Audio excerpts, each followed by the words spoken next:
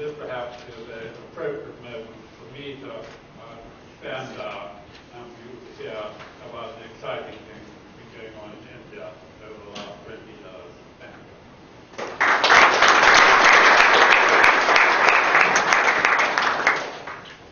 Thank you, Dr. Guru. Our next speaker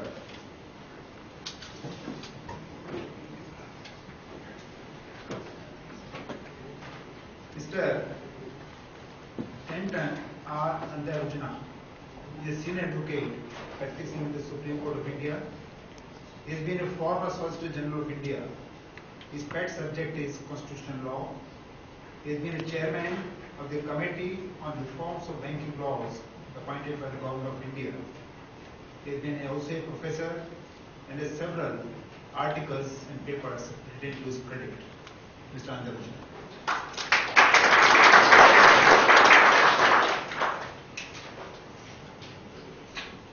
It's a great privilege for me for two reasons to address you. First of all, it's a great privilege to be in the company of Justice Lahoti, Law Justice Group, Justice Gopal Sriram and Michael Napier. Apart from that, I see a distinguished gathering which consists of Chief Justice Anand of the Supreme Court, Justice Jagannath Rao, my friend Solishwaraji Cyrus Das. That's one reason why I feel very proud and privileged today. The other is that you can't ignore the fact that today at Trafalgar Square there's a big victory celebrations, celebrating the great victory in getting back of the ashes. And a few seats which are vacant here probably is because of the traffic problems there. Yeah, this is, today I wish to address you on one aspect of access to justice, which is the Indian innovation in public accountability. And it's something so unique that I would like the foreign audience to know more about it. We in India are quite used to it. It's become part of our judicial life. It's what's called public interest litigation. But whenever you go to foreign audiences, it arouses a lot of curiosity. And what is exactly this type of access to justice which India has innovated? Now, access to justice in other countries, particularly advanced countries like UK, has a different connotation altogether. We there speak about the access to courts, as Lord Justice Brooke says, the micro-fundamental right, constitutional right, easy access, efficiency of the court, and low costs, etc. Legal aid, of course, is that. But in India and other underdeveloped countries, it has a different connotation altogether. We are here speaking of masses of people who are disadvantaged. About 55 to 60% are living in poverty line.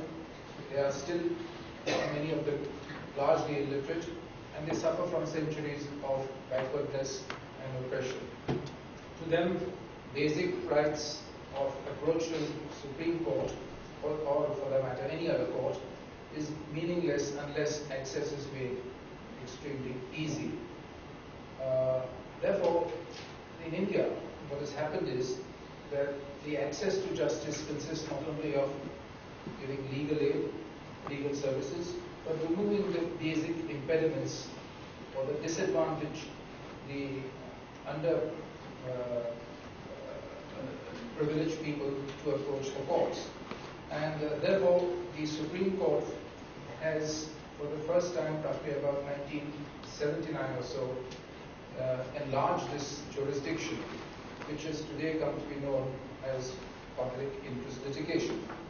Now, this is something of an innovation which happened, and only those who are familiar with the history of the Indian Supreme Court can know why it has happened, because the first 30 years of the Supreme Court's working seemed to be, their clientele seemed to be from the upper strata of society, the landlords, the corporations, etc.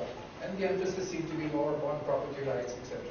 That led to a great confrontation in 1975-76, and ultimately that had its effect, in which the Supreme Court changed its view altogether, and it declared that the court now exists for both for the disadvantaged people, and everything should be done so that the disadvantaged and the poor, the indigent, can approach the court. its origin of this type of litigation, it was about 1979 when an advocate of the Supreme Court, Mrs. Kapila Indurani, and I'm very happy to see her daughter Priya here in our audience today. She moved the Supreme Court saying that there are a large number of prisoners in Bihar jail who, though under trials, have served out more period of time in jails than the sentences would have probably been imposed upon them. And that led the Supreme Court to look into the matter, and they passed directions for releasing them on bail or considering the whole aspect.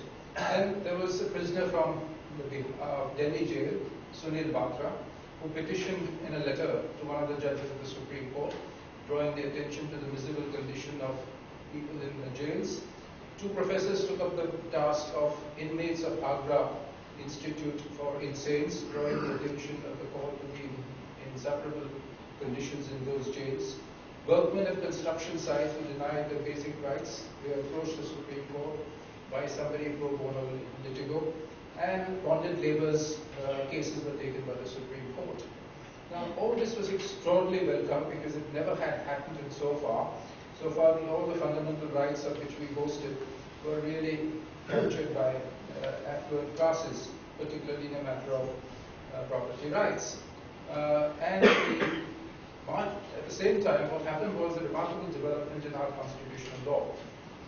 We have an article called Article 21. It simply states that no person shall be deprived of his life or property except by procedure established by law.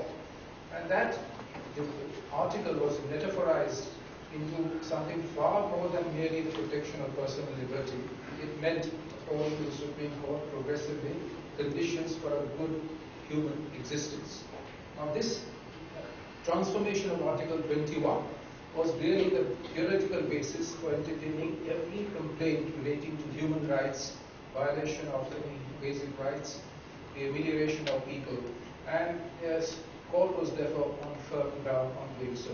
I noticed that my friend Sriram Gopal's lecture is devoted to the denial of this particular interpretation in his country, and this is a lament which he makes there, that country has not followed the Indian expansion of Article 21 in his country. Now, it's because of this particular aspect of Article 21 that the Supreme Court was able to lay the jurisdictional foundations for intervention in all these matters. Now, at the same time, what the Supreme Court did was relax all procedural rules.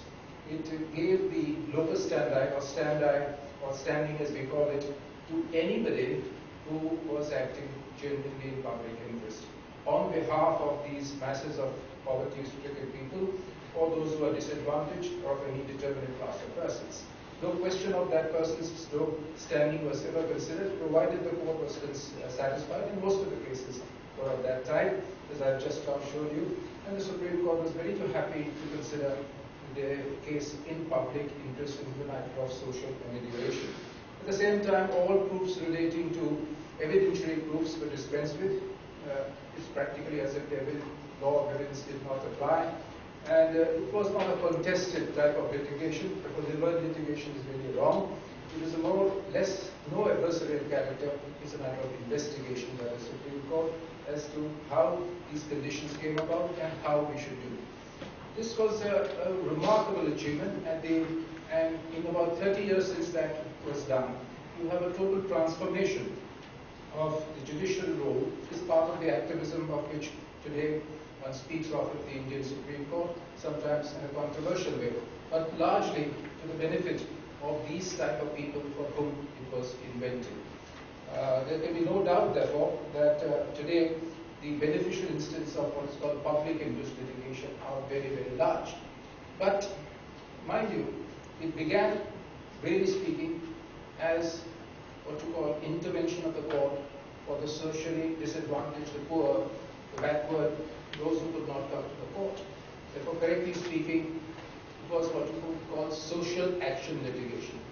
Correct word should have not been PIL, but SAL, social action litigation. And as Professor Upendra Bakshi, one of our leading academicians, said, the Supreme Court was, taking Dworkin's famous book, taking rights seriously.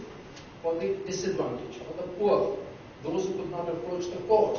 That is the type of litigation which was really spawned by the Supreme Court, of which there can be absolutely no doubt, because it was for the benefit of the masses, those who were disadvantaged, and the types of orders which the Supreme Court and the High Courts began to be passed were generally and almost invariably accepted by the court, by the government, because it felt that it was a participant in social justice. But over a period of time, there was another type of locus standi which the court gave itself.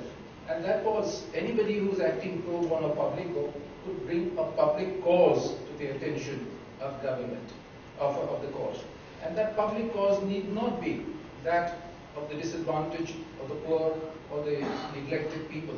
It began a question of whether government authorities were carrying out their duties legally, properly, and once again, it was all laid in the foundations of Article 21.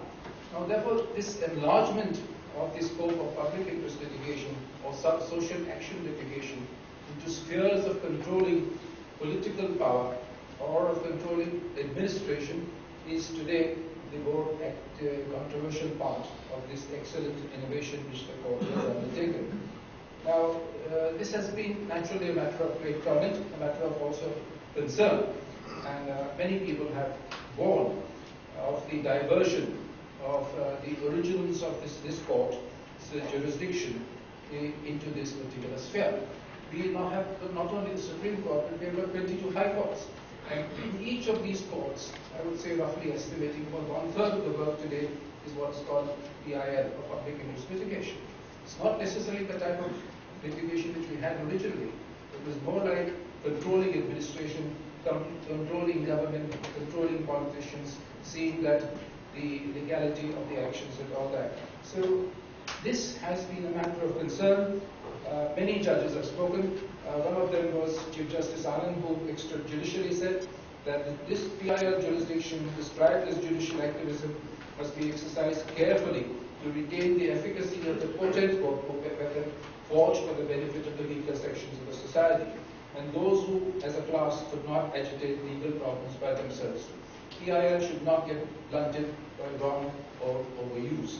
Now, this is the aspect which has been today being focused. Of course, if a PIL is misused, there is no problem. The court is sufficiently astute to control that. But despite that, the future of PIL, I think, in my respectful submission, would be how carefully the Supreme Court gives a lead to demarcate those which are general social action litigations from that which are really actions to control administration or the political branches of government. That, after all, in our representative government, is a matter for the people's representative and the elected representatives. The court says with great justification that what if the other branches do not do their duty? Are we helpless in the matter? And that's a powerful appeal which the court oftentimes makes. But at the same time, in a country like this, where you have administration of vast magnitude like that, to take upon this task of correcting administration, politicians, government, is truly a gargantuan task. And how will you draw the line carefully from merely supervising administration, day-to-day administration, as the court sometimes seems to do and oversteps its boundaries, and political control over politicians, which the court seems to do all in the name of public interest litigation. There, I think, is the problem for this, for our court. We have innovated type of judicial activism, which is still very largely welcome. But in the ultimate analysis and the future, I see, would be how court exercises its jurisdiction on a principled basis. Unfortunately, the Supreme Court of India does not sit like the United States Supreme Court bound. It sits in benches, and we don't have a consistent attitude towards public interest litigation. And there's much of